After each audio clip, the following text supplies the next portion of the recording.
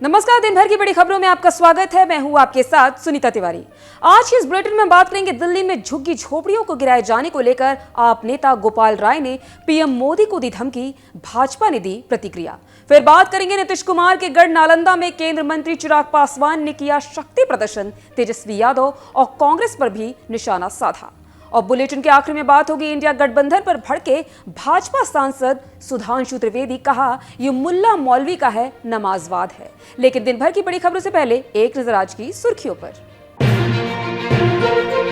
अंतरिक्ष में मौजूद सुधांशु शुक्ला से पीएम मोदी की बात बोले, आपको पृथ्वी मां की परिक्रमा लगाने का सौभाग्य मिला। राष्ट्रपति मुर्मू 1 जुलाई को एमजीयू में शैक्षणिक भवन, ऑडिटोरियम और पंचकर्म केंद्र का करेंगी लोकार्पण। सीएम योगी की घोषणा, प्रदेश के हर पौधे की होगी जियो टैगिंग, एक्सप्रेसवे के किनारे बनेगी ग्रीनलैंड।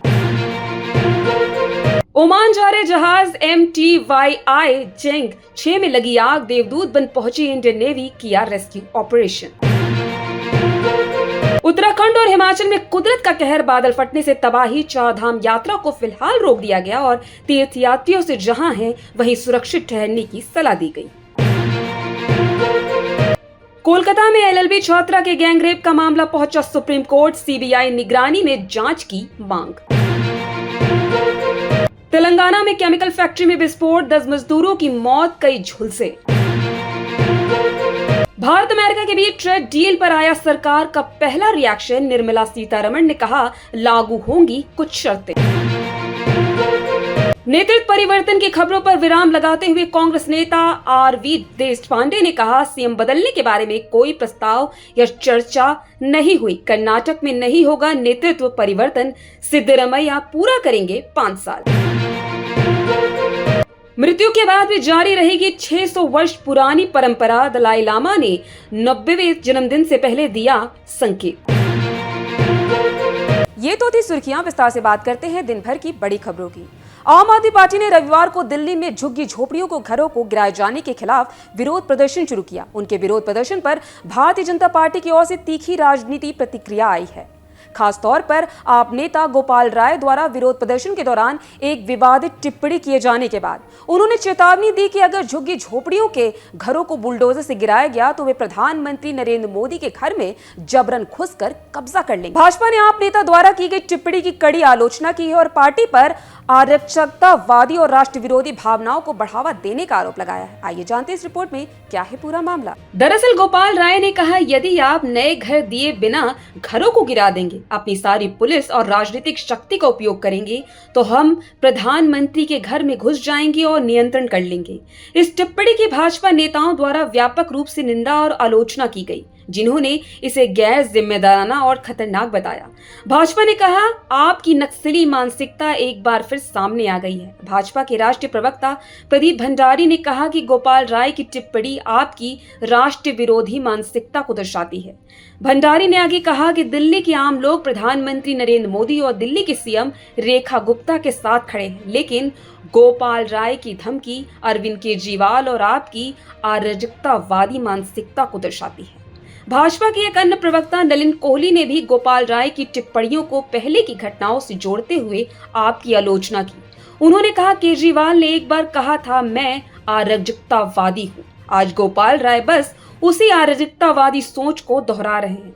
कोहली ने यह भी दावा किया कि गरीबों की सहायता करने के बारे में आपका बयान केवल दिखावा है तथा पार्टी का वास्तविक स्वरूप अराजकता और अव्यवस्था है। वहीं दिल्ली भाजपा अध्यक्ष वीरेंद्र सचदेवा ने जंतर मंतर पर हुए प्रदर्शन को पूरी तरह से असफल बताया और राजनीतिक लाभ के लिए झुग्गी वासियों का इस्तेमाल करने के लिए केजरीवाल की आलोचना की। उन्होंने कहा कि 5 महीने पहले केजरीवाल और गोपाल राय समेत आप नेताओं ने भी अपने समर्थकों को प्रधानमंत्री आवास की ओर मार्च करने के लिए उकसाने की कोशिश की थी। सचदेवा ने आगे कहा कि कई झुग्गी झोपड़ियों के निवासियों ने केजरीवाल के नेतृत्व पर सवाल उठाना शुरू कर दिया है। आपने 10 वर्ष में अपने लिए एक आलीशान शीश महल बना लिया, लेकिन आपने नरेला या बवाना जैसे इलाकों में गरीबों के लिए उचित आवास क्यों नहीं उपलब्ध कराए?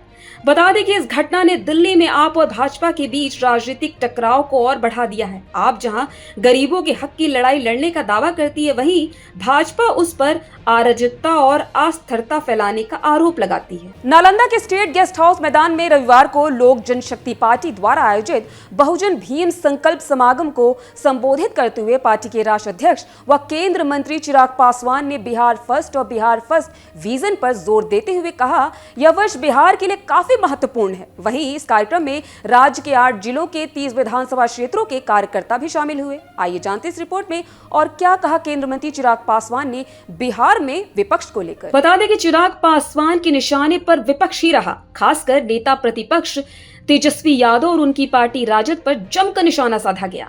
उन्होंने कहा कि तेजस्वी लोगों से 20 माह का समय मांग रहे हैं, दावा कर रहे हैं कि 20 माह में 20 साल जितना काम कर दिखाएंगे। उन्हें यह वादा करना चाहिए कि यदि 20 माह मिला तो वे नौकरी के बदले गरीबों से ली गई जमीन उन्हें वापस लौटाएंगे या नहीं।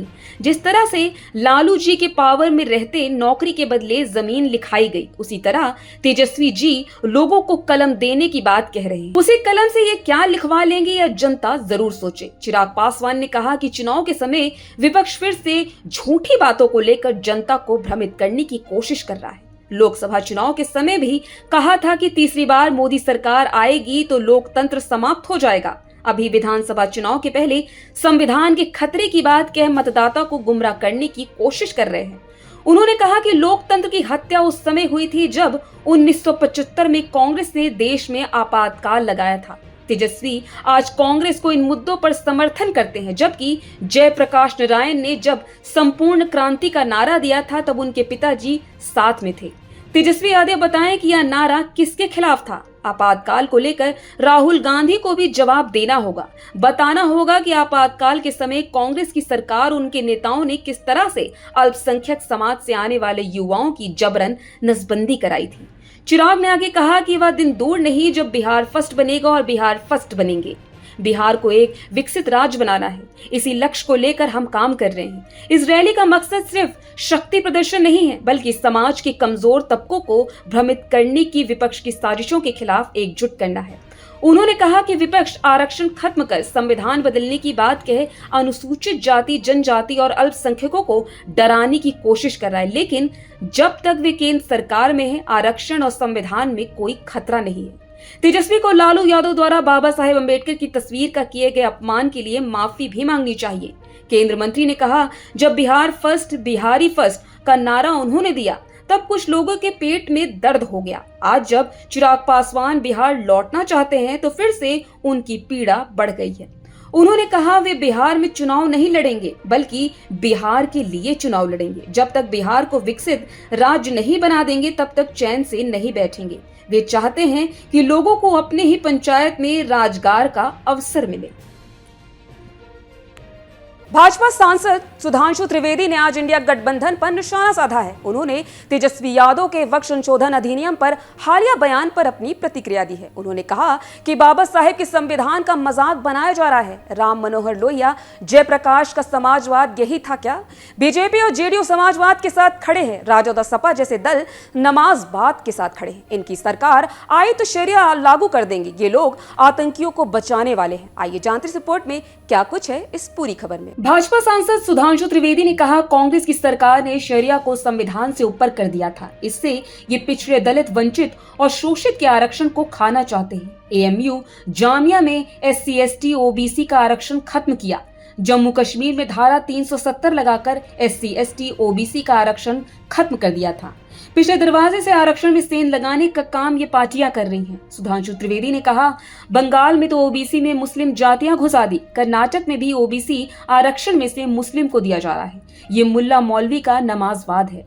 सुधांशु त्रिवेदी ने कहा कि वक्फ को लेकर तेजस्वी यादव बताएं, संसद में लालू जी का बयान देख लें। वक्फ की जमीन पर कितने अस्पताल, कॉलेज, इंस्टीट्यूट हैं बताएं।